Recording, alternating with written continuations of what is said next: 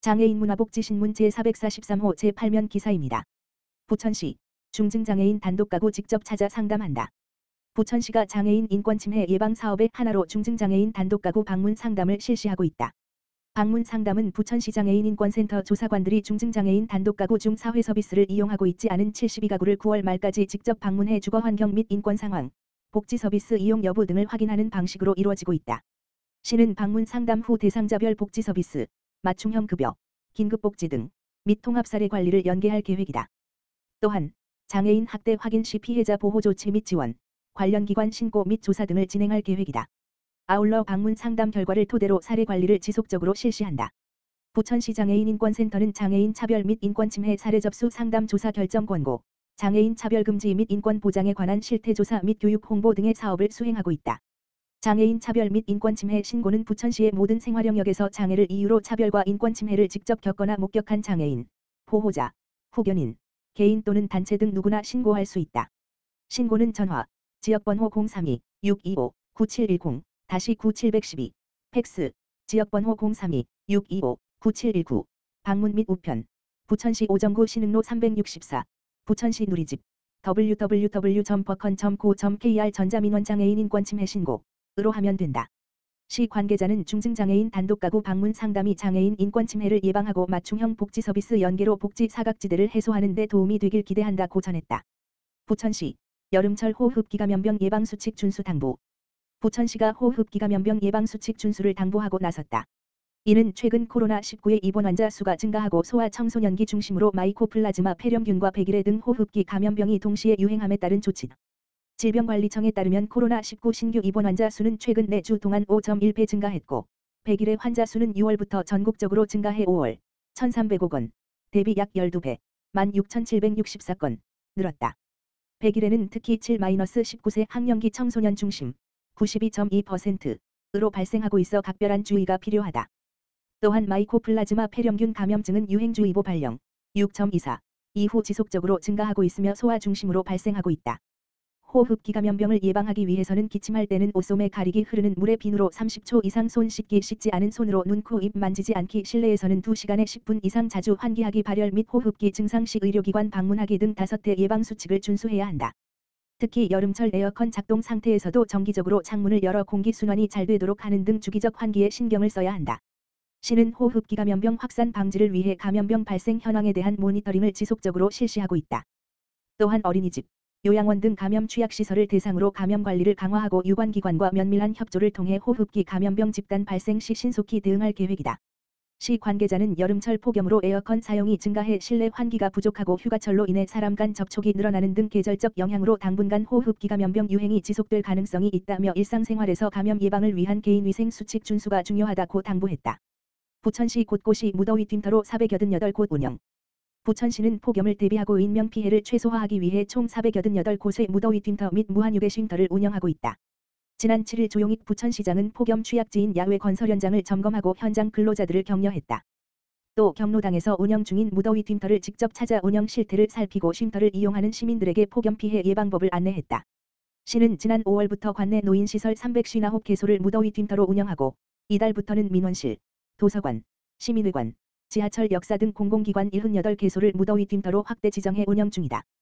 또한 더 많은 시민이 생활권 내에서 무더위를 피할 수 있도록 민간기관과 협약을 맺고 무한유계 쉼터를 운영한다.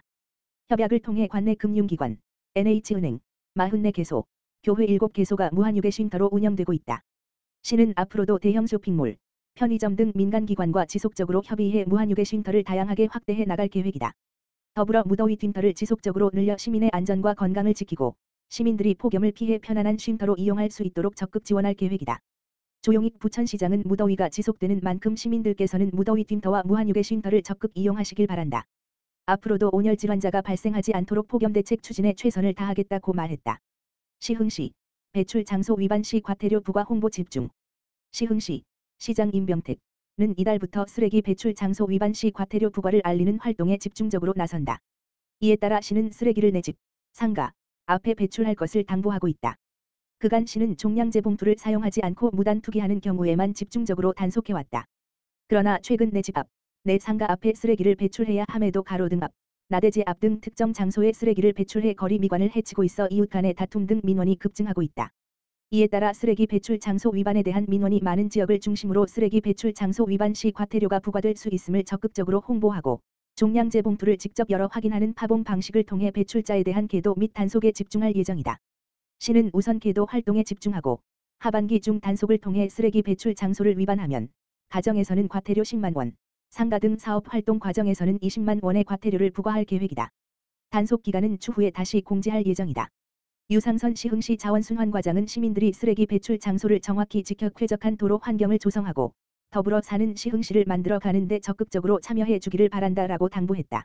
시흥시 전국지방자치단체 일자리 대상 우수상 2년 연속 성과. 시흥시 시장 임병택는 고용노동부 주관으로 지난 8일 서울 서초구 엘타워에서 열린 2024년 전국지방자치단체 일자리 대상에서 우수상을 받으며 민선 8기 출범과 함께 2년 연속 수상하는 쾌거를 이뤘다. 올해로 13회를 맞이한 전국지방자치단체 일자리 대상은 고용노동부가 전국 243개 지방자치단체, 광역 17개, 기초 226개를 대상으로 지역 일자리 창출을 위한 노력과 성과를 종합적으로 심사해 우수 지방자치단체를 선정하는 일자리 분야 최고의 상이다. 시는 지난 2023년 최우수상 수상에 이어 2년 연속으로 수상했으며 고용노동부 장관 표창과 함께 재정 인센티브 500만 원을 확보했다. 시는 일자리 창출을 최선의 인구정책이자 최고의 복지로 꼽고 있으며 산업단지 고용 활성화 미래산업 유치 및 생태계 조성 기업 경쟁력 강화를 통한 일자리 창출 취약계층 일자리 지원 확대를 네 대집중 분야로 선정해 능동적인 일자리 창출 사업을 전개해 좋은 평가를 받았다.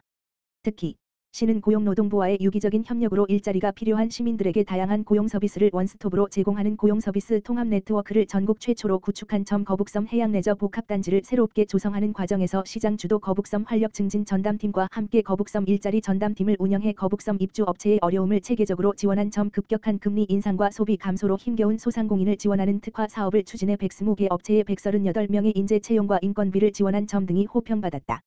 지난해 하반기 기준 통계청 지역별 고용조사 결과에 따르면 시흥시 여성 고용률은 전년 대비 2.5%포인트, 가 증가한 52.2%, 2022년 49.7%, 2023년 52.2%를 기록했으며 취업자 수는 전년도 대비 102% 수준인 30만 7천 명, 2022년 30만 900명, 2023년 30만 7천 명으로 고용보험 피보험자 수는 전년도 대비 102% 수준인 14만 4천여 명, 2022년 14만 1600여 명, 2023년 14만 4347명으로 증가했다. 임병택 시흥시장은 고금리, 고물가, 고환율의 어려운 경제 여건에서 2년 연속 일자리 대상 수상은 더없이 값진 성과라며 일자리 창출을 위해 민관이 함께 노력한 결과인 만큼 앞으로도 시민들의 일자리 애로사항에 더욱 귀를 기울이고 지역 일자리 창출을 위한 협력과 소통을 더욱 강화하겠다라고 밝혔다.